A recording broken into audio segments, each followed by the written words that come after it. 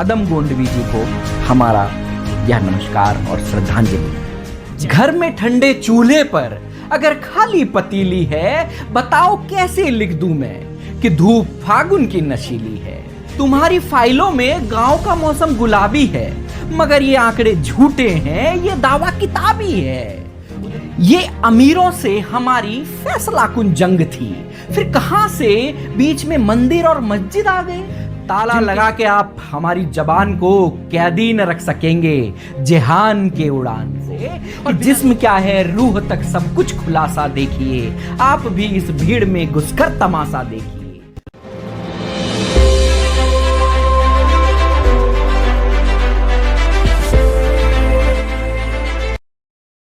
जो डलहौजी न कर पाया वो ये हुक्मरान कर देंगे, कमीशन दो तो हिंदुस्तान को नीलाम कर देंगे। ये वंदे मातरम का गीत गाते हैं सुबह उठकर, मगर बाजार में चीजों का दुगना दाम कर देंगे। सदन में घूस देकर बच गई कुर्सी तो देखोगे, या अगली योजना में घूसखोरी ही आम कर देंगे। सीधा नस्तर यानी कि उस्तरा चला देना इसे ही कहते हैं। जी हां, अदम गोंडवी 15 अगस्त 1947 को देश को आजादी का तोहफा मिला और 2 माह बाद 22 अक्टूबर 1947 को हिंदी साहित्य को गोंडवी तोहफे में मिल गए। इन्हें सुनते हुए अगर दिल में टीस ना हो या फिर शरीर के रोंगटे ना खड़े हो जाएं तो बधाई हो, आपकी मृत्यु हो चुकी है।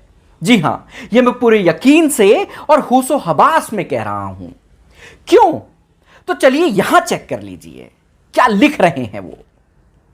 घर में ठंडे चूल्हे पर अगर खाली पतीली है, बताओ कैसे लिख दूं मैं कि धूप फागुन की नशीली है। बेचता यूं ही नहीं, आदमी ईमान को भूख ले जाती है ऐसे मोड़ पर इंसान को।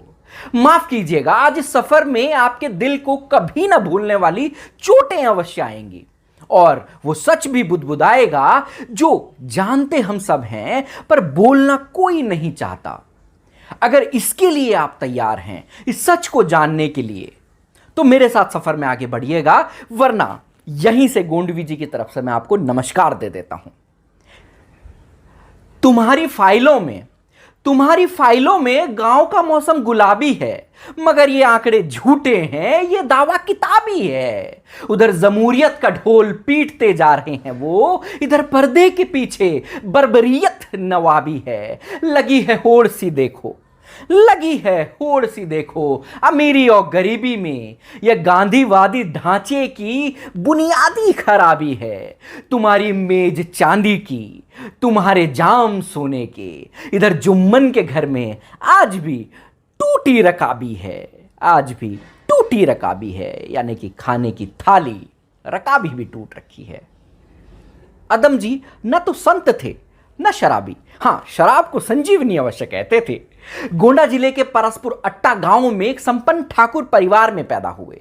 विरल काव्य प्रतिभा से संपन्न, अद्भुत स्वाध्याय और व्यवस्था की समझ एवं अदम्य जनपक्षीय प्रतिबद्धता से ओतप्रोत चिंतक कवि अदम गोंडवी एक असाधारण रूप से साधारण इंसान थे।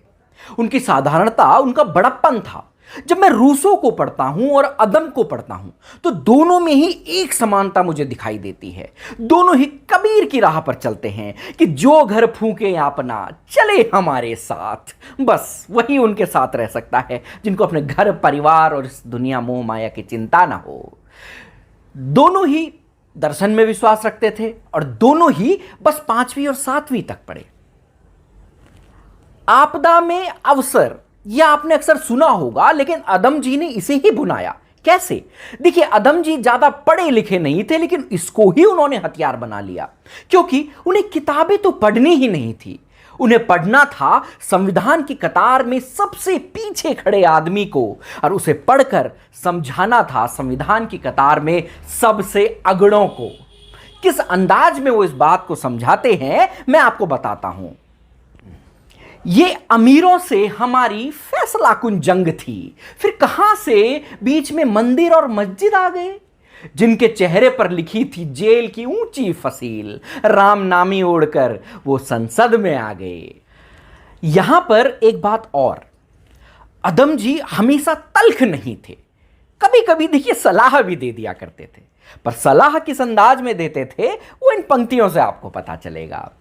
हिंदू या मुस्लिम के जज्बात को मत छेड़िए, अपनी कुर्सी के लिए जज्बात को मत छेड़िए, छेड़िए एक जंग मिलजुल कर गरीबी के खिलाफ, मेरे दोस्त मजहबी नज़मात को मत छेड़िए।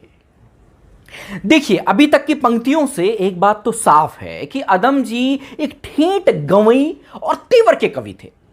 यह इसी का नतीजा है कि पिछड़े इलाके के ठाकुर परिवार में पैदा हुआ युवक क्या कहता है कि आइए आइए महसूस करिए जिंदगी के ताप को, मैं चमारों की गली में ले चलूंगा आपको, जिस गली में भुखमरी की यातना से उबकर मर गई फुलिया बिचारी एक कुएं में कूद कर।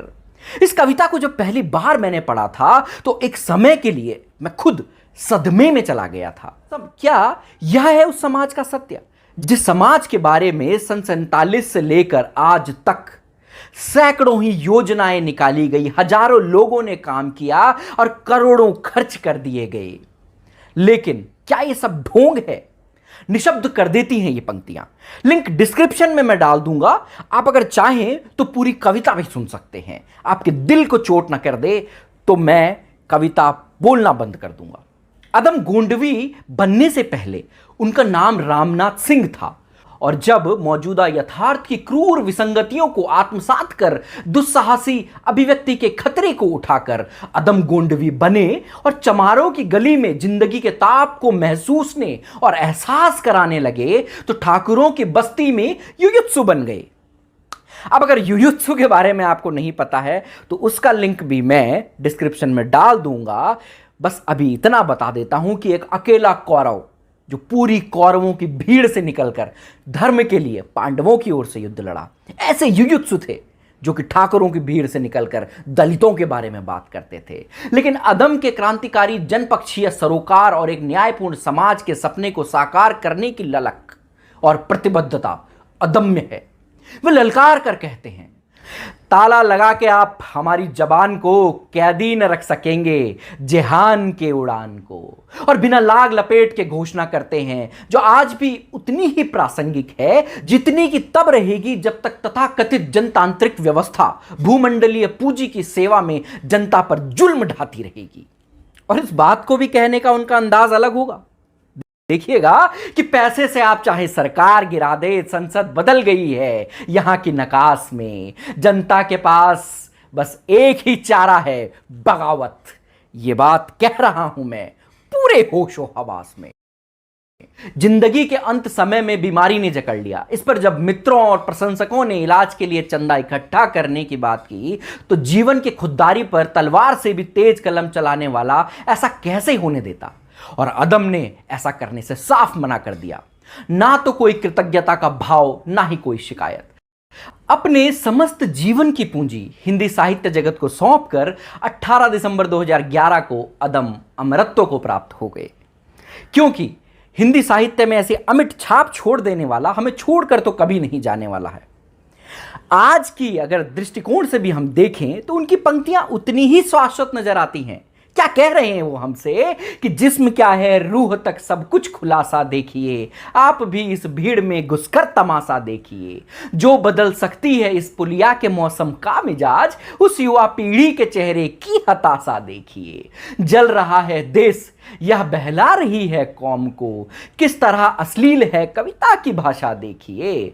मत्स्य गंगा फिर कोई होगी किसी ऋषि का शिकार, दूर तक फैला हुआ गहरा कुहासा देखिए। अदम गोंडवी जी को हमारा यह नमस्कार और श्रद्धांजलि।